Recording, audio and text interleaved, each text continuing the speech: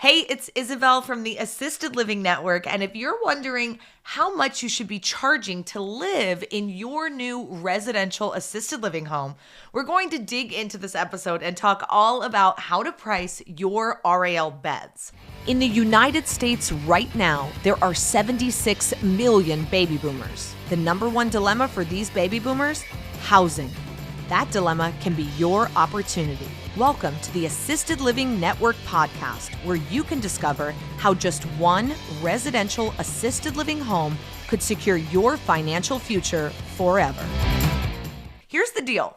There's a ceiling of what you can charge based on what other homes in your area actually charge. So you need to go do your homework and find out what's comparable. Do not just call them and ask their prices. First off, most homes will undershoot what they charge on average. So they'll say that because they just want to get the tour locked in. Or they might not be 100% honest about what services they provide, what the home really looks like, or ratios of caregivers to seniors. Go physically visit the homes. And the big boxes. You need to do both of those. All the homes and the big boxes in your area to see what daughter Judy is seeing. What is she feeling when she walks in? What does she experience? You need to go experience what she experiences. Is it mind-blowingly nice at the big box and all the RALs smell or are small or have shared rooms?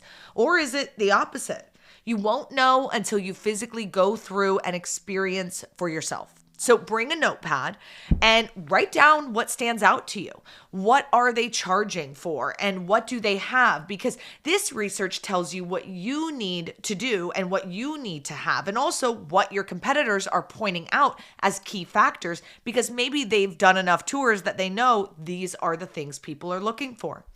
As I've said before, if everyone's charging $3,000 and they're super nice and it's all inclusive and no additional charges for anything, you really can't come into that area, start your own RAL care home and just start charging $7,000 a month. It's not going to work. And no one is going to come to you, no matter how nice it is.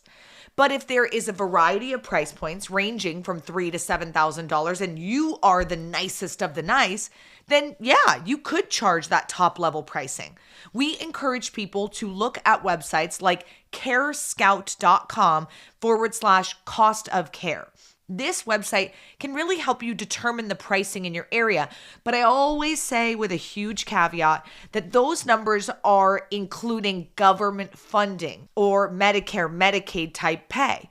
So it is just an average. It is not usually what the typical homes in the area are charging that are private pay or receiving long-term care insurance. So you going out and doing your own research will help make this information solid with actual data points, not pie in the sky guesses. Okay? Now, there are two schools of thoughts on this one. So here's the first, and it's the add-on model. The pricing is based on the price of everything that's included for the senior. So this includes, but's not limited to, the bedrooms, bathrooms, laundry service, 24/7 caregivers on site helping, caretaking, doing activities, and all those basic services, TV, Wi-Fi, etc., etc. Now, some homes and many big boxes have a model where they start with a base price and then add on pricing based on the senior's ADLs, or what we know as activities of daily living. So if the senior requires specialized services that require your staff to get specialized training, that's going to cost more for them. Or if they need a two-person assist, right? Maybe they're overweight or something of that nature and they need two people to help them get up out of a chair, or if they need a condenser or a CPAP, all of these things may run up the electric bill, right? So you may want to charge more for that. All of these things can add to their bottom line. Now, on the opposite side of the spectrum, you have some seniors who are coming in on hospice, meaning more helpers are coming over to support them during their stay with you. So you could offer a discount because your staff doesn't have to be so hands-on with them. They're going to be getting one-on-one care from the hospice agencies who are coming over to support. This is a popular method where there is a base price of, say, $4,000 and then added services, making almost each resident pay somewhere between $6,000 to $8,000 on average. This is normal and it happens often. You may have 10 residents in a home, 3 at $4,000, 2 at $6,000, and 5 at $10,000 because of their services and what is individually needed for them. This doesn't always feel right to me because when you think about what happens when the senior loved one needs more care, aka they're declining, you are supposed to now go call the family and say, hey, I know you're paying $8,000, but your grandma is doing worse. So now we need to charge you $9,000. That doesn't feel good. And after you make a couple of those calls, you may want to switch to the second model, which is a more all-inclusive pricing model. No upcharges, no adjustments, locked in and secure. One price that you pay from the day you move in to the day you move out. But how do you get to that number? Because it seems that the add-on model would bring in more for the care home owner. Well, in that first example, you find that all of those charges, 3 at 4, 2 at 6, 5 at 10, equate to about $7,400 per resident. Now, of course, there's inflation to consider and that their care would increase over time. So let's call it $8,000. And just instead of increasing year over year or with declines, you just state, hey, we do one locked-in price of $8,000. No matter how much care your loved one needs in the future or right now, we've got it covered. The price will never go up as long as you're staying with us. Now, yes, you would be making less on those 5 people who would have been paying $10,000, but you're also making more on the 5 who were not at $8,000. And overall, you're making more with a total of $80,000 coming in each month at 10 residents total, right? As inflation increases, the newer residents may be paying more. So in 2 years, your pricing is not going to be $8,000. You may adjust that new locked in rate for new residents, not anyone who's locked in, right? So new residents coming in, the rate may be $9,000 or whatever you choose. This method helps you feel better about what you're charging and providing. And it really saves you from those uncomfy conversations with loved ones about pricing increases. Both models work, but you have to do what works best for you. Now, here's 2 important tips that I want you to remember about this process. 1, not everyone can afford your home, and that's okay. You are not here to service everyone.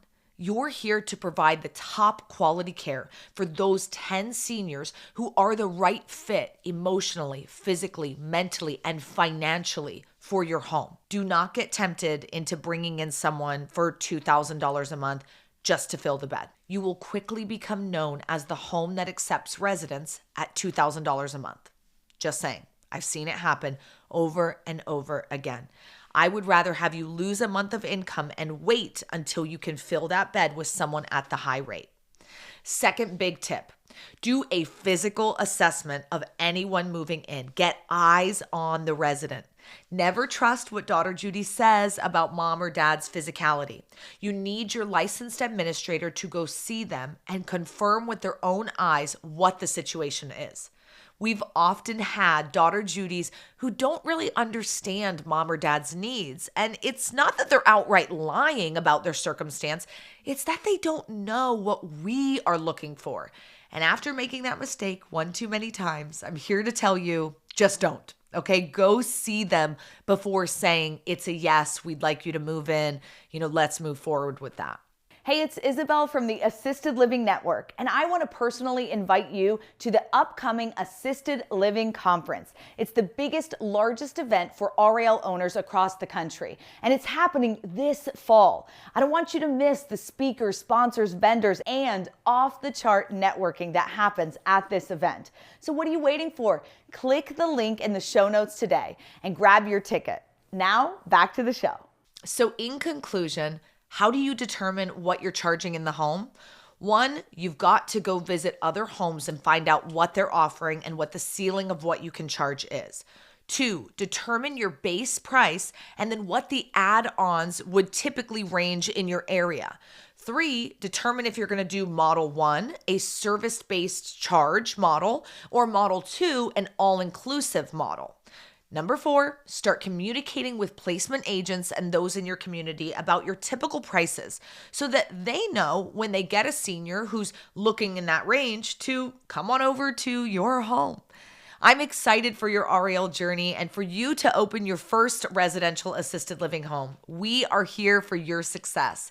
And if you like this episode, then share it with a friend, right? Follow us wherever you listen to your favorite podcast. And thank you for listening to the Assisted Living Network. See you next time.